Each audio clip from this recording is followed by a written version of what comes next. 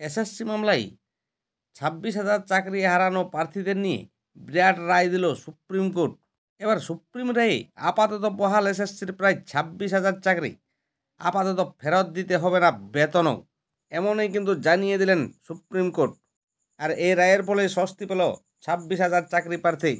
তবে শীর্ষ আদালতের রায়ে স্বস্তি মিললেও আদালত কিন্তু জানিয়েছেন এসএসসির 2016 সালের প্যানেলের প্রত্যেককে এই মর্মে কিন্তু মুচলেখা দিতে হবে যে যারা অবৈধভাবে চাকরি পেয়েছেন প্রমাণ হবে তাদের কিন্তু 7ই মে থেকে রায়ের দিন পর্যন্ত প্রাপ্ত বেতন সুদ সহ কিন্তু ফেরত দিতে হবে। ফলে প্রায় 26,000 চাকরি হারা পুরোপুরি কিন্তু স্বস্তি পেল না।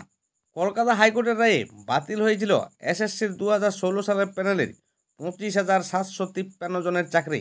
আর এই রায়কেই চ্যালেঞ্জ করে সুপ্রিম কোর্টে যায় রাজ্য। আর ওই মামলার শুনানির শেষেই আপাতত চাকরি বাতিলের রায়ে স্থগিতাদেশ দিল সুপ্রিম কোর্ট। তবে কিন্তু পরবর্তী শুনানি আগামী 16 জুলাই। চাকরি হারাদের 12% হারে বেতন ফেরানোর নির্দেশ দিয়েছিল কলকাতা হাইকোর্টের ডিভিশন বেঞ্চ। আর সেই নির্দেশ অন্তর্বর্তী স্থগিতাদেশ দিল সুপ্রিম কোর্ট। তবে এদিন আদালত বলে যোগ্য বাছাই করা গেলেই পুরো প্যানেল বাতিল করা কিন্তু বৈধ নয়। তবে কিন্তু এরপর পরবর্তী শুনানি রয়েছে 16 জুলাই। এরপর কি করে সুপ্রিম কোর্ট সেটাই কিন্তু এখন দেখার বিষয়।